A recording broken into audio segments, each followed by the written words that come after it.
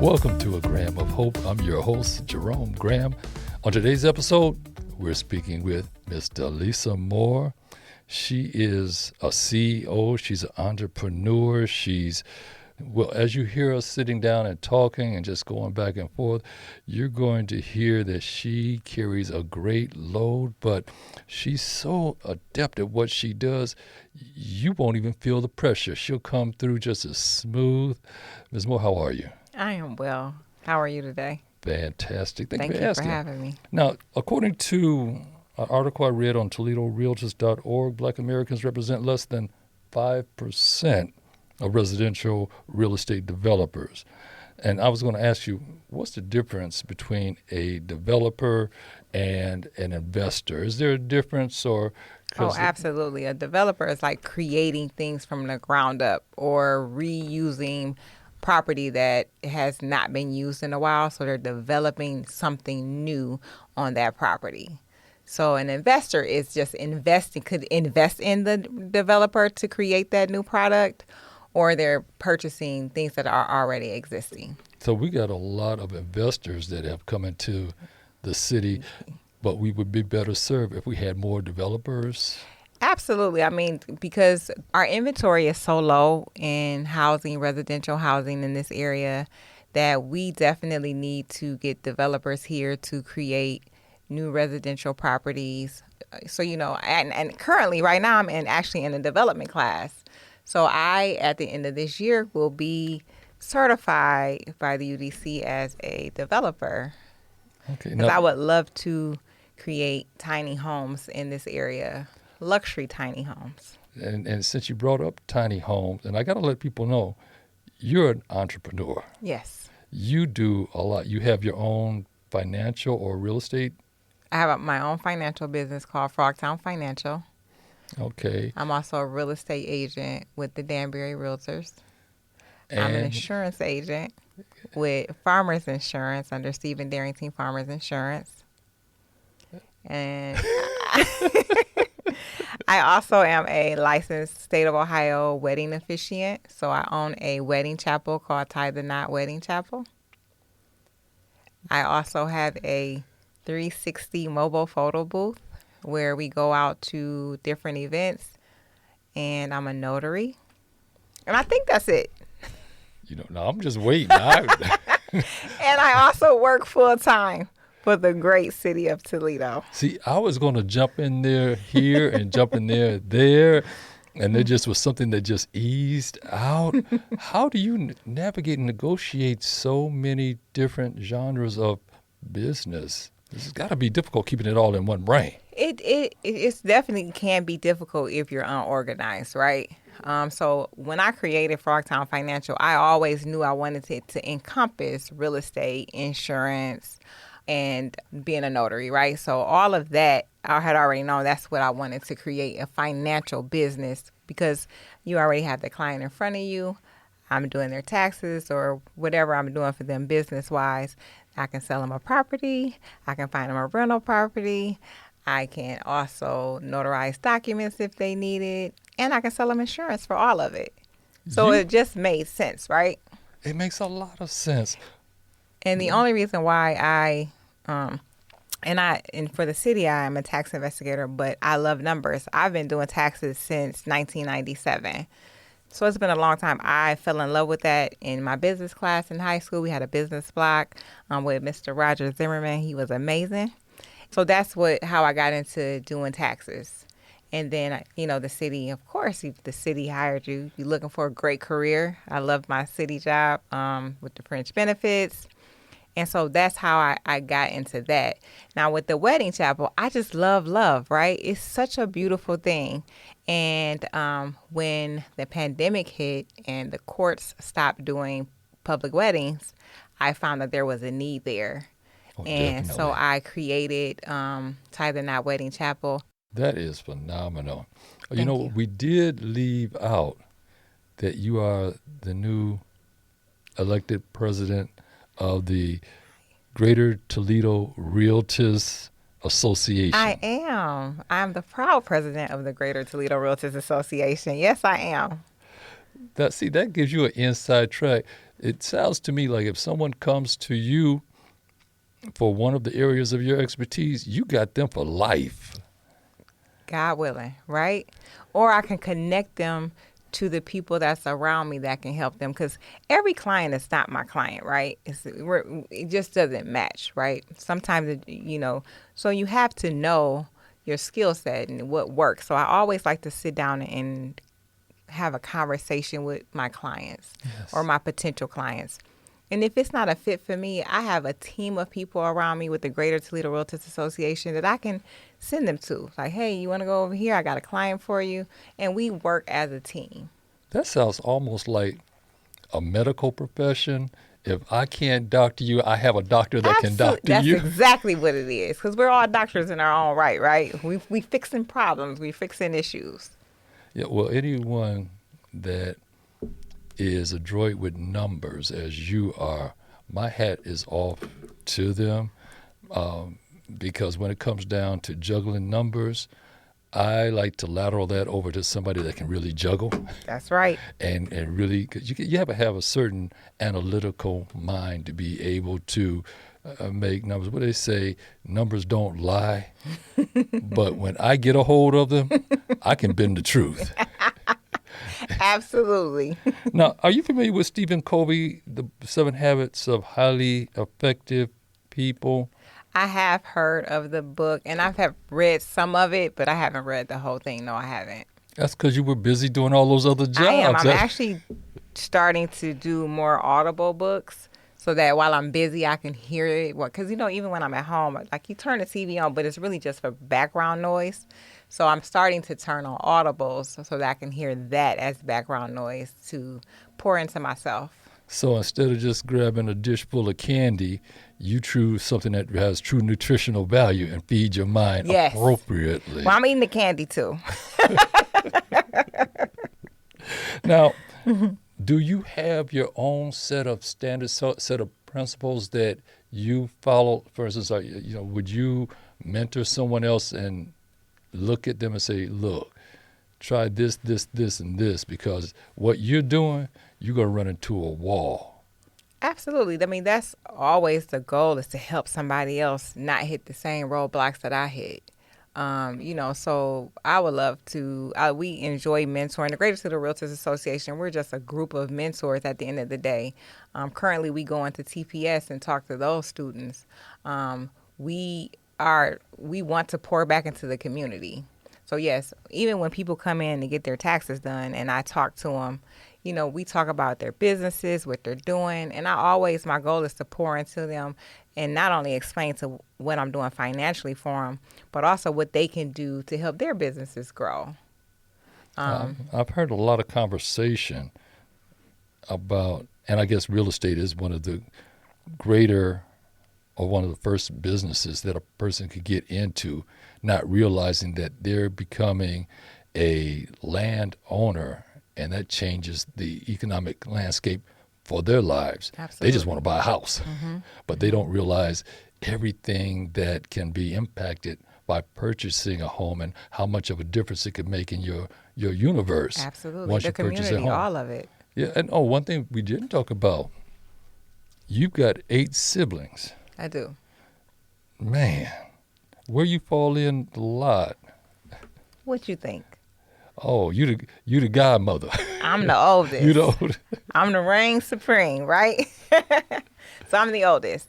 So on my mom and my dad's side, so it's 3 on my mom's side and 5 on my dad's side, including me. So I'm the oldest on both sides. You have the same challenge I had trying to get the younger ones to just listen, because they just, like my brother and sister, were real independent spirits.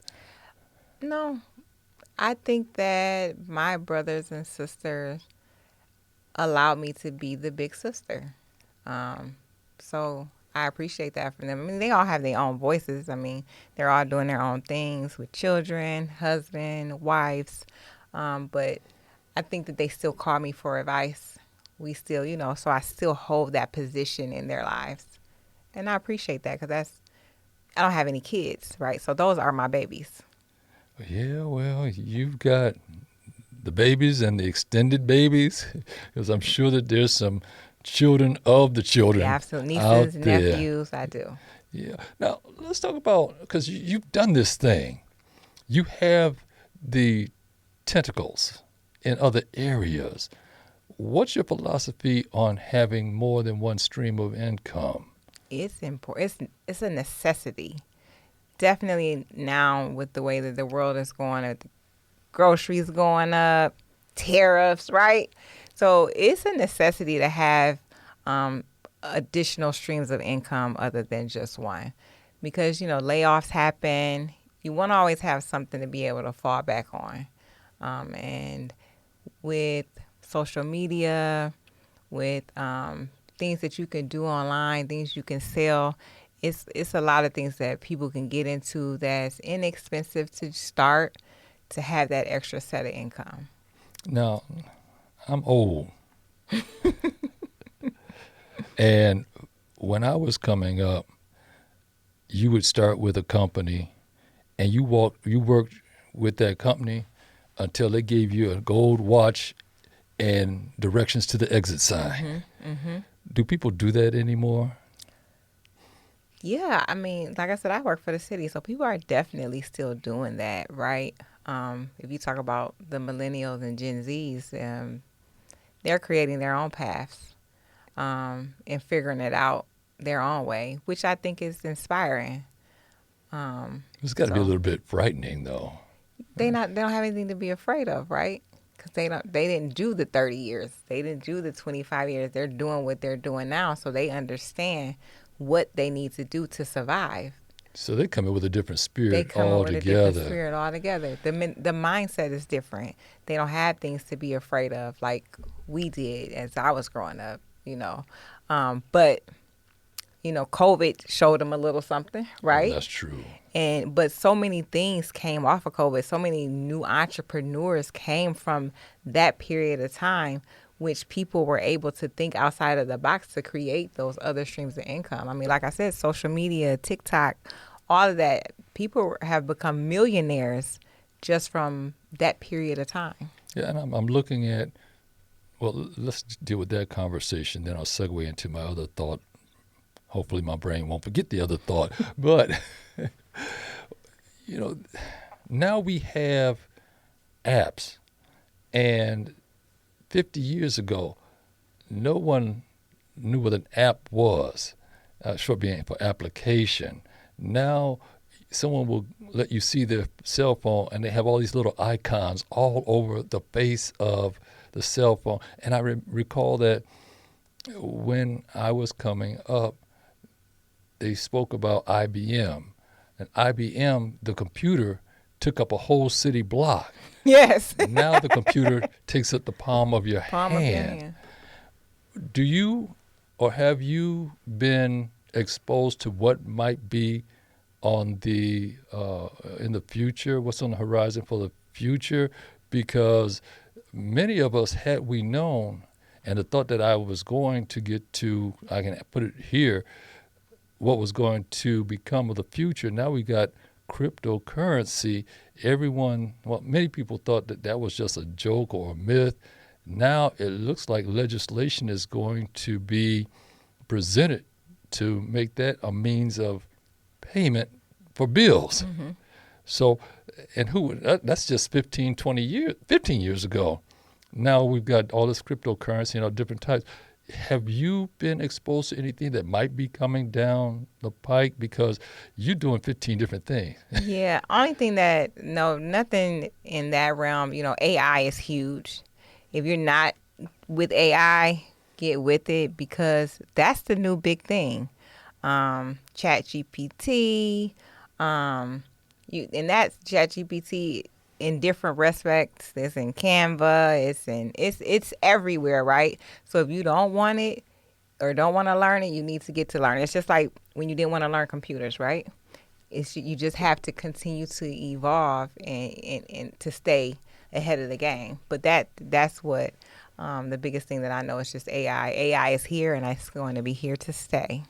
I remember working for a radio station back in the day, and we had an office manager we were still using typewriters, and they had just started to use a traffic system. And lo and behold, her traffic system would always break down. She always had technical problems. Well, they found out she kept kicking the cord out. I think that somewhere in her mind, she saw this technology as replacing her, which a lot of people are intimidated by all this technology. It is kind of frightening, right? Because AI can do a lot of things. Me being as busy as I am, I do have AI that answers calls at my business to take those calls because I don't have an employee there all the time. So you don't want to miss the calls, you don't want to miss the sales, and that is a great replacement for a fraction of the cost of a human being. And so it's true, it is something to be afraid about. However, that's why those other streams of income come into place. Lord, you got to have it in place. If you're just tuning in, we're speaking with Miss Delisa Moore, and she's the CEO of the Greater Toledo Realtors Association. And I'm not going to give you all the other hats that she wears. You can just start this program over and just familiarize yourself with her. You know, recently I heard that Toledo is one of the really legitimate real estate markets. In other words, if someone told you that a home in Toledo was worth $200,000, it was really worth $200,000, where other markets, it might be a $200,000 home, but it sells for $300,000 or $400,000. What is it about Toledo that's so attractive? Because we don't have enough houses. And that's why, because our prices are low, and people around the country, because we get them from everywhere, to come right here to invest in Toledo, Ohio, to purchase the properties right here. And that's why our goal as the Greater Toledo Realtors Association is to help our Toledoans purchase properties here in our space. Because what happens is no one can love our home like we love our home, right? Yeah. You get those investors, they do come in, some fix the properties up and make them habitable and nice for people, and then sometimes they just buy the property and don't do anything with it, and it sits and it rots, and we could be using that property for the homeless, for single families, and in families all together. So it's just like, but this area, Toledo, is one of the biggest and best investment areas, cities, in the world, if you ask me. So might that attract a lot more of those developers as opposed to investors? So it's more investors. So the thing in regards to developers, they have to have the mindset. They're coming, but it's coming slow. Like we do have, I don't know if you've seen the development going on Detroit. The new, I think it's the Grand or the Glen, it's an apartment complex. It used to be the old Babcock Dairy, or it used to be a dairy that was there. Yeah, but then they got one going on up here at Southland. It's either the Glen or the Grand is their names, but another housing is getting built over there. So the development is happening right here in Toledo. We just need more, and we definitely need more Black developers. You mean we don't have many? No, we don't.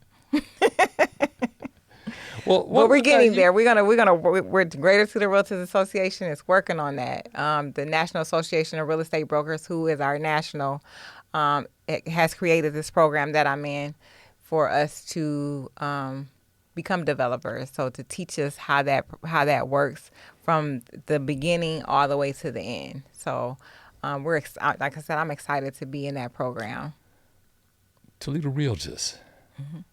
Do I need to have a bunch of properties to be part of the organization, or no? You don't have to have any. How'd you get in? You just have to have agree to our mission. Understand what our mission is, and our mission is democracy in housing.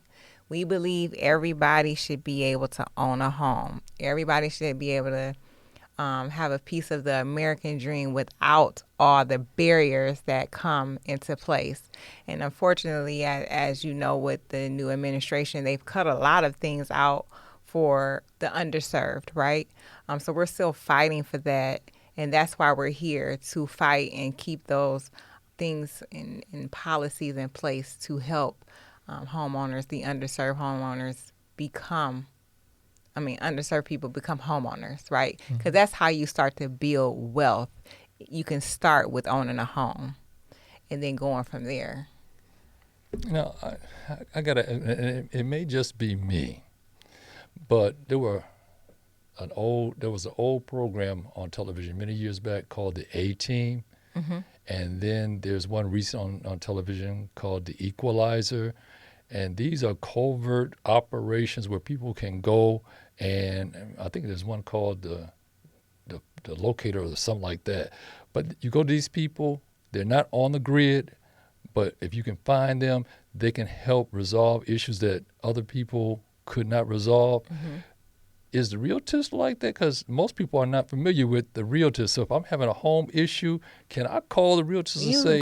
We are not trying to be off the grid. We are definitely trying to be on the grid, okay? We want to get our name out there to be the go-to group of people for assistance. The Greater Toledo Realtors Association is boots on the ground. We're here to help everywhere we can. And what we don't know, we have people who do know. We can connect you to different organizations, different people, but we are here. And so, no, we don't want to be like the Equalizer. We want to be successful like the Equalizer, but we don't want to be underground. We definitely want to be known, and we want to be a household name. Okay. And how long has the Toledo Realtors been around? So we've been back. The Greater Toledo Realtors Association has been here since 2019. Okay. All right. We got incorporated in 2019. We are a 501c6. We're a nonprofit. Now, if I was looking for a home, what can people do to get a better rate? Is that something that the realtors would help with? Oh, absolutely. What you got to do is it's personal, right? You got to make sure you're paying your bills on time, get that credit score up, because that's what makes the difference. Start saving money, having money saved up. You got to have a little skin in the game when you want to buy a house, right? You just can't think you can just come and say, I want to buy a house. I got this. I get paid and I have $5 left, right? So, no, and we can help you with that. We have financial literacy classes. We can help you with the credit. We have we have mortgage loan originators within our organization that can help you with where you're at to get you to where you want to go. You just got to be honest and be prepared to do the work, and we can get you to the finish line. What if I'm a renter and all I have is desire and a dream? Well, as long as you got desire and a dream and you want to put in the work, as long as you're ready to put in the work, that desire and dream has to turn into, I'm going to work every day. I'm going to pay my bills on time. I'm going to save this money so that I can have that dream. So that still sounds like equity. Yeah, absolutely. Because if you're willing to listen to the professionals, which a lot of people don't, or they don't have the discipline to be obedient.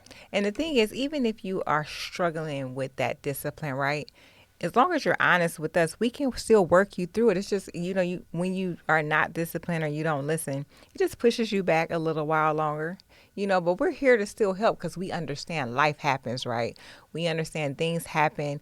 And, you get some people that just make bad decisions, right? Bad financial decisions. I want these new tennis shoes that just came out, right? That's a bad financial decision. However, we can work through that. We just need to know that you are serious and it's not a waste of our time, because time is very valuable.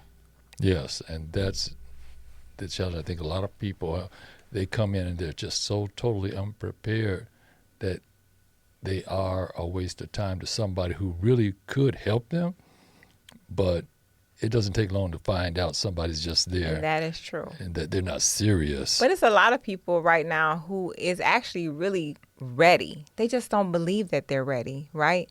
They're scared. They living on the other side of fear, right? Like, can I do it? And if you're listening out there, you can do it.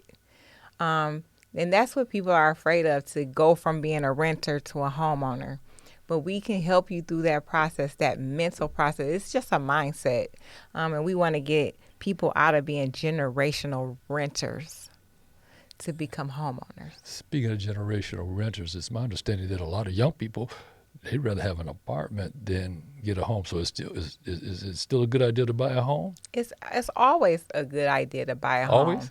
Always, because especially unless if I feel like you want to buy a home. Let me say this: if you plan to stay here, or if you have a mindset and understanding investment, right? Buy a home now to start to build equity.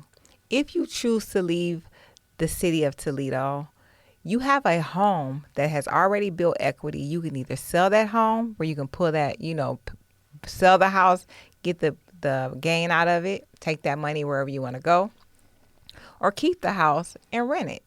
Then you'll have money. You're going to rent it to pay your mortgage. Then you'll have to make sure you have the rent that's going to cover these things, right? And then you take that money, save it so that with maintenance issues or whatever come up, and then you can take a part of it to put it towards whatever you want, So it's just all depends on what your desire and your dream is. Do you want to become an investor? Do you want to stay in Toledo or wherever you decide to purchase a home at? What is your goal? What do you want to do? Because everybody's is not the same. 5 and 5. The first 5.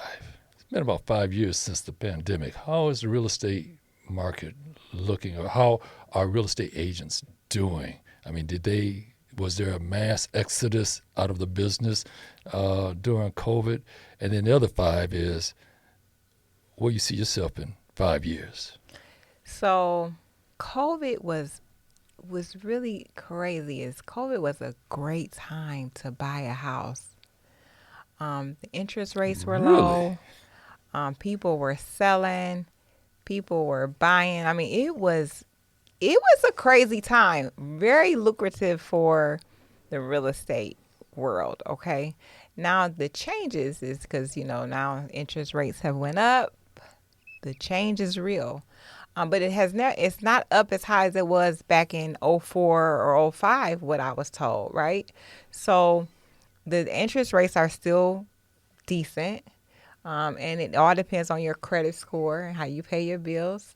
And what you have as a down payment for where you land in for interest rates. But in regards to realtors leaving or not, that time they weren't leaving.